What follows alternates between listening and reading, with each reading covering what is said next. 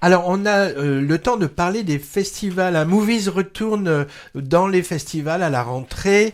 On retourne pour la 3e fois au Festival international du film de San Sébastien, qui s'ouvre en fait aujourd'hui 20 septembre et jusqu'au 28. Le plus grand rassemblement ciné espagnol pour sa 72e édition.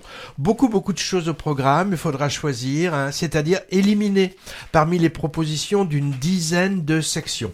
D'abord, la sélection officielle avec une vingtaine de longs métrages internationaux en compétition. J'ai noté dedans côté français le dernier Ozon qu'on vient l'automne dont on a vu hier l'avant-première, on en parlera la prochaine fois, et le dernier Costa Gavras aussi. On tâchera de piocher pas mal dans cette section, mais on ira voir aussi du côté de la section Perlac. Perlac, c'est les Perles, une sélection de 15-20 films importants venus du monde entier, la plupart d'ailleurs présentés à Cannes, mais pas encore sortis en Espagne. Certains sont d'ailleurs déjà sur nos écrans, comme Emilia Pérez ou Les graines du figuier sauvage. On peut aussi mentionner les sections Horizon latin, nouveaux réalisateurs, cinéma basque, classique. Alors classique cette année, c'est une rétrospective du polar italien des années 60-70. Bon, je cite pas tout. Bref, il y aura de quoi faire parmi, 200 à 250 films proposés aux spectateurs dans une dizaine de lieux. Pardon. Principalement le Palais des Congrès de la ville qui s'appelle le Kursaal. C'est le centre névralgique du festival. Et aussi l'ancien théâtre Victoria Eugenia. Et le centre culturel basque qui s'appelle Tabacalera. Alors, pas mal de beau monde viendra faire un tour à San Sébastien. En plus de toi, Patrick. Alors, côté espagnol, Almodovar. Et de toi, Hervé. Dans le dernier opus, La chambre d'à côté a été récompensée à Venise il y a quelques semaines. Javier Bardem aussi, ils viendront chercher chacun une petite statuette d'hommage. Hommage aussi à Cate Blanchett, tête de gondole cette année, avec sa photo sur l'affiche de cette 72e édition. Et beaucoup d'autres cinéastes et acteurs invités viennent présenter leur petit dernier, avec d'ailleurs une forte représentation française. En plus d'Ozon et Costa Gavras,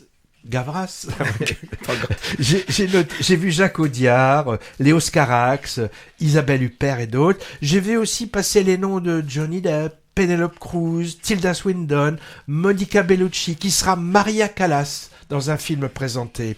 Et puis Carla Sofia Gascon aussi, l'actrice qui incarne Emilia Pérez, etc. Mais nous, on n'y va pas pour voir les people. Ce sera boulot, afin d'engranger des munitions à l'avance pour notre émission. Prêt pour le marathon, Patrick ? Alors, t'es prêt, oui ? Ah oui, alors, toujours. C'est Emmanuel, curieusement revisité par la réalisatrice Audrey Diwan, avec Noémie Merlot et Naomi Watts, qui ouvre le bal en première mondiale demain samedi.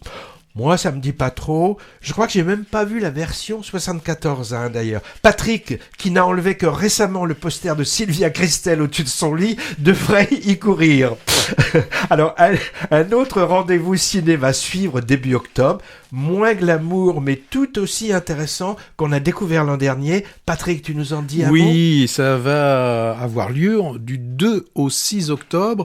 Et c'est là, c'est déjà la 27e édition du festival d'Auch qui s'appelle Indépendance et Création. Ça se passe dans un lieu unique, c'est le Ciné 32, donc au centre de la ville de Auch, donc dans ce département du Gers, département qu'on a découvert l'an dernier, en tout cas Hervé et moi, au travers de ce festival. Alors festival qui est très intéressant parce que il a deux grandes catégories de public. Il y a une partie, ce sont des exploitants qui n'ont pas pu aller, qui n'ont pas vu les films qui ont été présentés à Cannes, parce qu'il faut quand même bien avoir en tête que une grande majorité des films que l'on voit après toute l'année, en tout cas tous les films classés arts et essais, sont généralement présentés au mois de mai à Cannes, et après, pendant toute l'année, ils sont diffusés dans les salles. Et bien là, il y a une partie, donc ces exploitants, qui viennent faire un petit peu leur marché pour savoir prendre les films qui vont correspondre au goût de leur public, et on a une l'autre partie, c'est la cinéphilie. Ce sont tous les spectateurs cinéphiles qui existent dans le Gers, et je peux vous assurer qu'il y a du monde. Les séances sont quasiment toutes complètes. Alors là, une trentaine de films. 50. Ah bah tout augmente, oui, j'ai mal lu, j'ai lu que la première page du PDF, et une cinquantaine de films sont proposés. Et grande chance, il n'y a que 2 ou 3 films que j'avais déjà vus au mois de mai, donc je vais pouvoir retirer de ma liste. Nous, on y sera, on va y être sur toute la période. Alors, je vous dis, c'est le festival des films qui ont souvent été déjà présentés à Cannes et qui, là, vont être présentés à ce public de cinéphiles. Une ambiance hyper bon enfant, très très agréable. C'est géré par une association, le Ciné 32. Donc une grande partie, ce sont des bénévoles. Ils ont tous la banane, ils ont tous le sourire.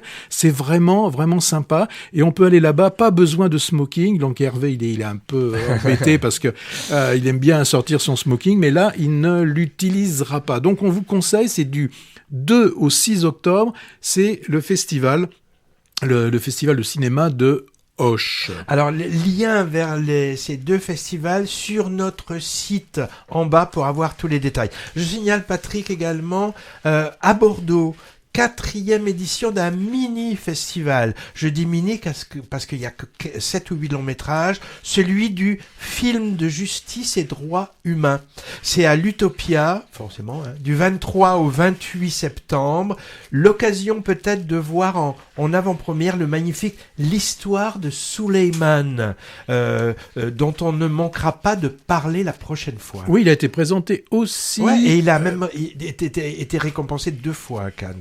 Oui, il a été aussi présenté au Jean Eustache. C'est vrai. Dans le cadre de l'Unipop aussi. Oui, il va l'être, il l'a pas Il encore. l'a été. Ah bon, d'accord, j'ai rien Il dit. faut suivre un petit peu. J'ai rien dit.